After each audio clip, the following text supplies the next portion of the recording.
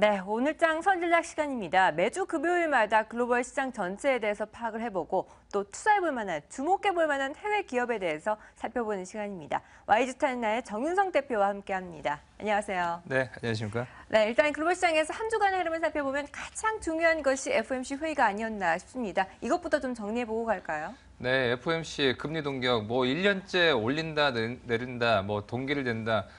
전망만 하지 사실상 변한 것은 아무것도 없었죠. 이번도 역시 마찬가지였습니다. 목요일 날 저녁이었죠. 이날 같은 경우는 장 초반 때는 마이너스권까지 갔었습니다. 왜냐하면 이제 금리 동결은 이제 됐고요. 하지만 12월 달에 FOMC 회의가 한 번 더 있죠. 이때는 사실 금리를 올릴 수 있는 여지가 있다라는 발언이 있었고요. 특히나 여태까지 그 멘트가 중요했었습니다. 근데 적절한 성장을 하냐, 적절한이라는 모디스트라는 그 단어 자체가 굉장히 중요했었는데 이 부분이 보통으로 좀 하향이 되는 어조로서 좀 바뀌면서 12월까지 금리는 동일되는 것이 아니냐라는 생각이 있었기 때문에 목요일 날 저녁 때는 어느 정도의 플러스권을 마감했었습니다. 하지만 시간이 지나면서 12월 달은 한 번쯤 올리고 가지 않냐라는 시장이 지배적이면서 또 장중간 때 또 변동폭이 또 있었고요. 그렇기 때문에 미국 성장에 대한 비관론과 강세론 또한 매파적인 시각과 비둘기적인 시각이 계속적으로 상호 공존을 하고요. 제가 봤었을 때는 FOMC 내부적으로도 상당히 이견이 엇갈리는 것 같습니다. 그렇기 때문에 계속적으로 어조가 계속 바뀌는 것을 볼 수 있기 때문에 아무래도 주식 투자자 하시는 분들은 정말 이제 좀 짜증이 난다라고 얘기할 정도로 올릴 거면 한 번쯤 올리고 그냥 넘어가서 불확실성을 없애는 것이 낫지 않냐라는 시각도 좀 지배적입니다.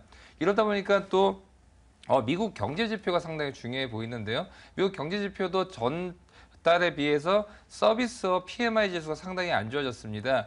거의 1월 달 이후로는 최저점으로 좀 보여주고 있는데요.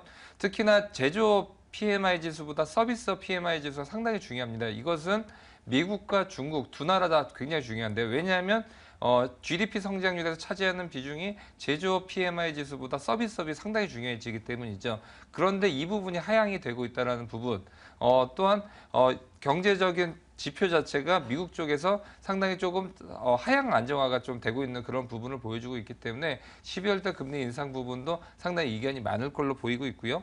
또한 중국의 성장률 같은 경우도 올해 7% 달성을 한다라고 했지만 그 부분이 좀 지켜지지 못하면서 그런 부분도 한 가지 변수로 보이면서 시장이 상당히 변동성이 커질 것이다라고 볼 수 있을 것 같습니다.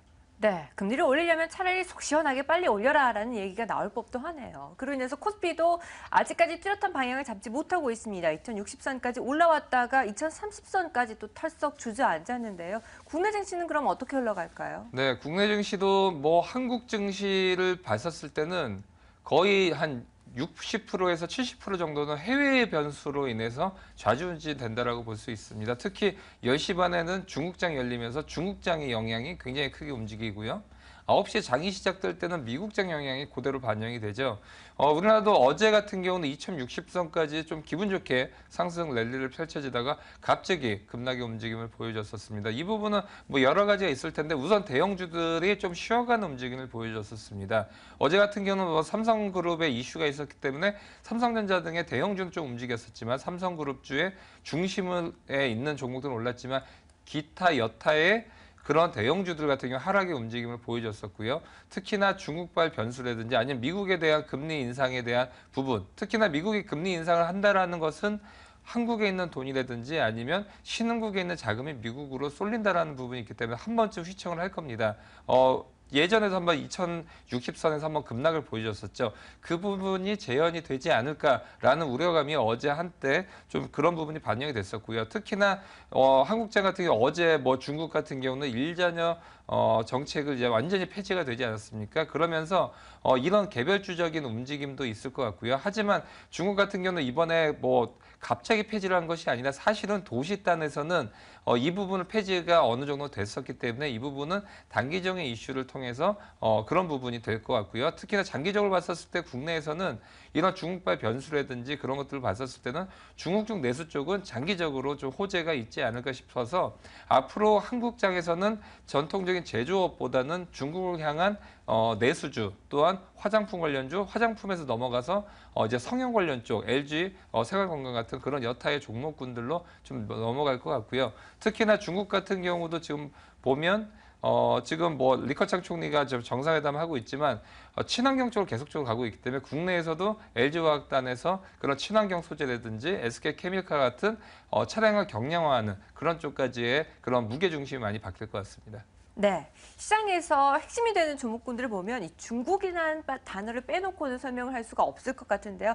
그래서 보니까 오늘 갖고 오신 종목도 귀주 모태주라는 종목입니다. 어떤 기업인가요? 네, 우선 기업 이름 자체가 상당히 좀 고급스럽죠. 귀자가 들어가니까 네. 상당히 고가의 그러니까 증류주라고 하죠. 맥주 같은 것이 아니라 증류주. 뭐 우리나라 보면 뭐 소주 같은 이제 술 같은 경우가 증류주라고 하고 있는데 세계 3대 명주 증류주가 있습니다. 그 중에 하나가 이제 중국 그 마오타이주라고 할 수 있는데요. 이런 백주 중에서도 가장 가격이 높은 것이 이제 마오타이주입니다. 마오타이 같은 경우는 보통 가격이 이제 40만 원에서 60만 원 선합니다. 한 병에. 그렇기 때문에 예전에는 중국에서는 이제 가장 고위층이 누구냐? 바로 공산당 수뇌부죠. 이런 쪽이 가장 뭐 공기업에 대한 인사권이라든지 그런 것들이 있기 때문에 이런 고위 정치 관료라든지 수뇌부들 같은 경우가 접대를 하거나 접대를 받을 때 주로 오고 가는 것이 이제 마오타이주라고 할 수 있습니다. 근데 이 마오타이주가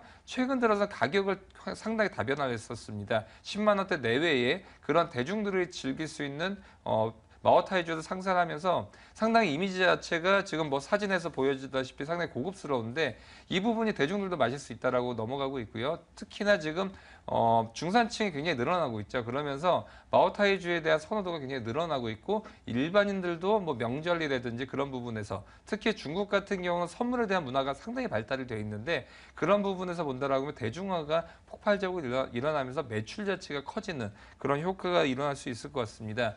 특히나 지금 보면 2020년까지 고소득층이 지금 4배 이상 증가를 갈 것으로 좀 예상이 되고 있는데요.